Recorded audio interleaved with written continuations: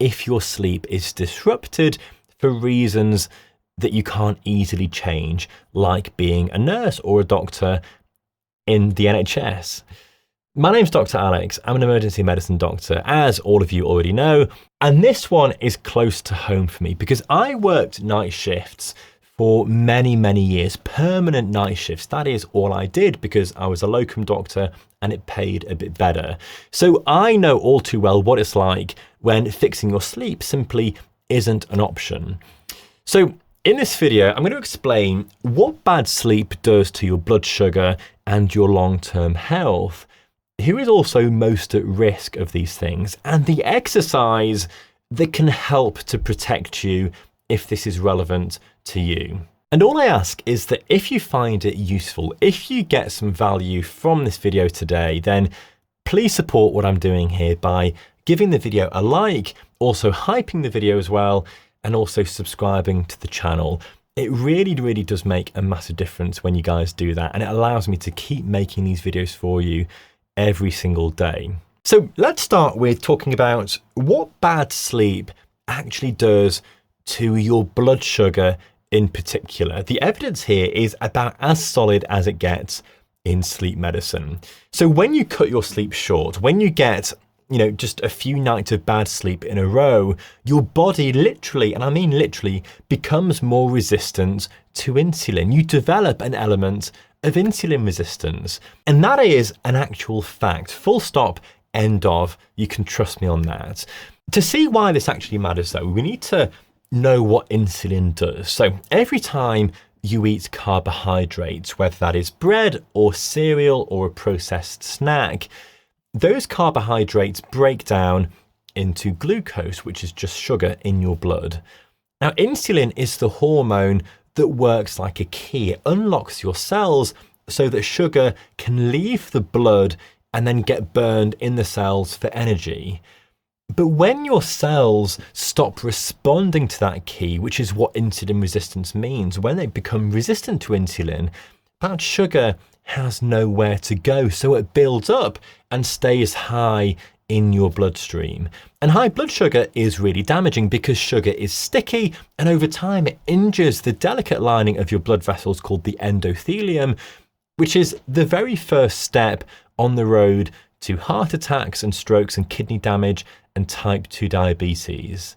Now, the reason that losing sleep does this sort of damage comes down to, well, really what sleep is actually for. So sleep is when your body repairs and resets, when your hormones rebalance and your stress system begins to wind down overnight. So when you don't get sleep properly, your body reads this as a threat and it stays stuck in a low-level fight or flight state.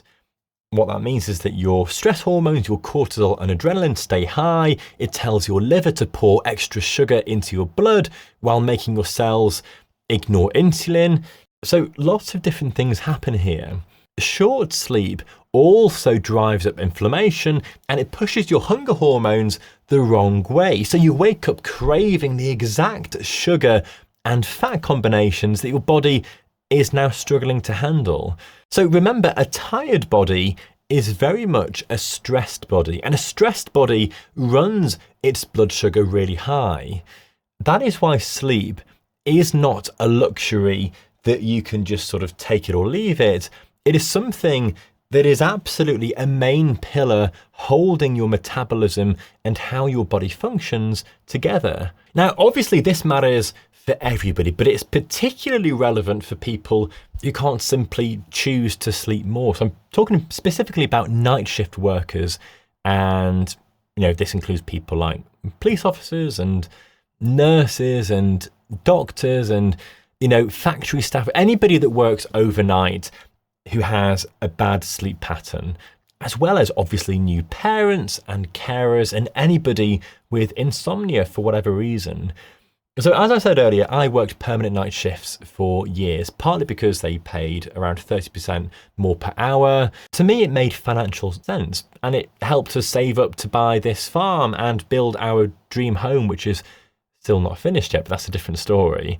In terms of my health, though, it has absolutely suffered as a result of all of those years of night shifts. And I'm so glad I stopped them when I did. And that concern isn't just a hunch. A large 2024 review pulling together 10 different studies in one big one found that night shift workers had around a 30% higher risk of developing type 2 diabetes than people working normal daytime hours. And for people on rotating shifts, that risk climbs even higher.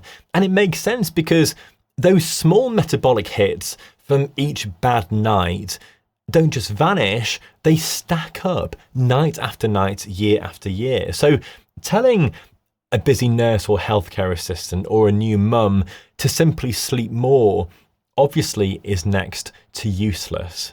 What they need is something practical that they can do to offset some of the harm from the poor sleep that they can't avoid. And that's exactly where this particular exercise comes in. So let me take you to the research study that actually started this entire conversation, and I'll put links in the description below for you. So back in 2017, researchers ran a really interesting study with 11 healthy young men, where each man was tested under different conditions, so he sort of acted as his own comparison.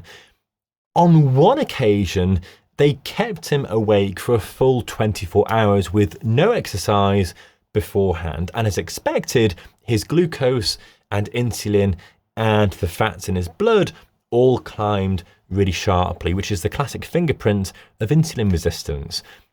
On another occasion, he faced the same sleepless night, but this time after 2 weeks of high-intensity interval training, just 6 short, hard sessions.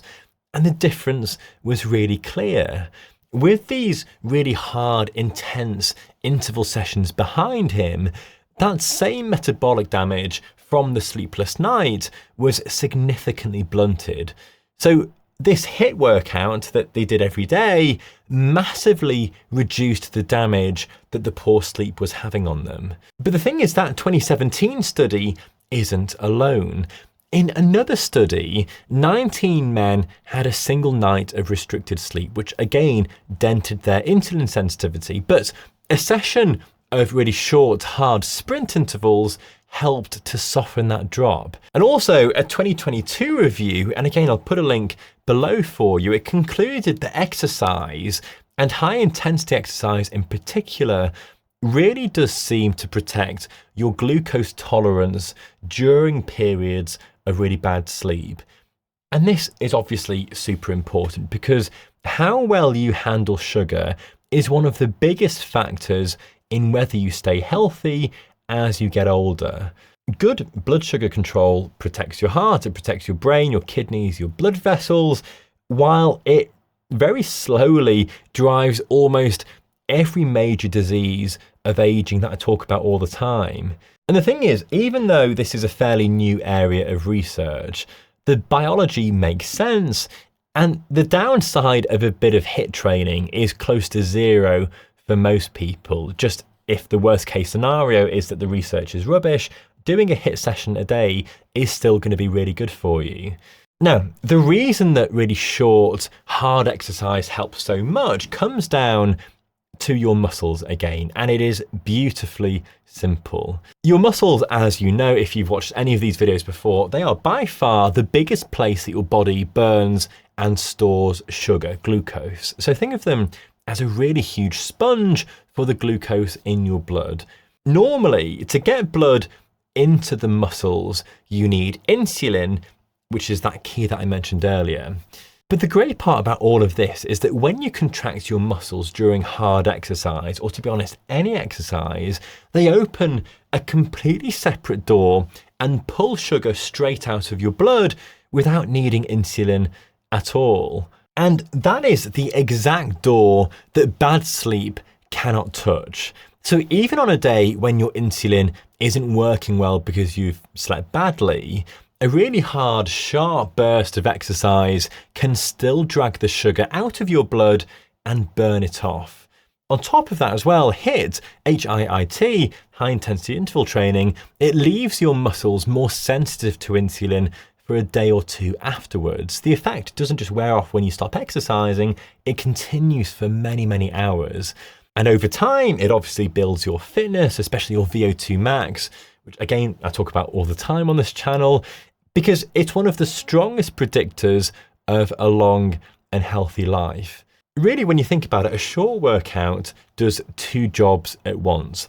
It clears the sugar from a bad night right now, and it slowly rebuilds the very system that poor sleep keeps wearing down. Now, the great thing about HIIT workouts, especially if you're a shift worker or you're a shattered new parent, is that they are quick to do. You only need short bursts of near maximal effort with easy recovery in between. So a session takes just 15 or 20 minutes, or maybe even 10 minutes if that's all you can manage. So that might be 30 seconds of really hard pedaling on a bike, followed by a minute or two of easy spinning, repeated 6 or 8 times. Or it could be the same with sprinting up a hill, or just sprinting on the flat as fast as you can, or on a rower, or even just running up a flight of stairs. The aim here, the goal really, is to be properly out of breath, really, really panting during the hard parts, not just a bit warm and a bit out of breath. You want to be,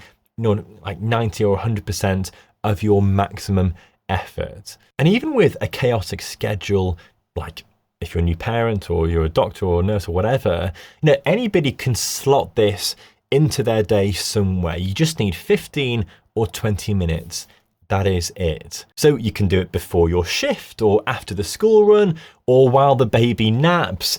And 2 or 3 sessions a week is all you need to start seeing a difference. Obviously, the more, the better, but really 2 or 3 a week is, what we would recommend to people who do nothing. The only word of caution here is that if you are a bit older, if you've got any health problems, if you're brand new to exercise, or again, if you've got any heart problems at all, then build up very, very gradually and get the all clear from your doctor first, who knows your medical record and knows your medications. Now, obviously, none of this means that you can out-train or out-exercise a lifetime of bad sleep.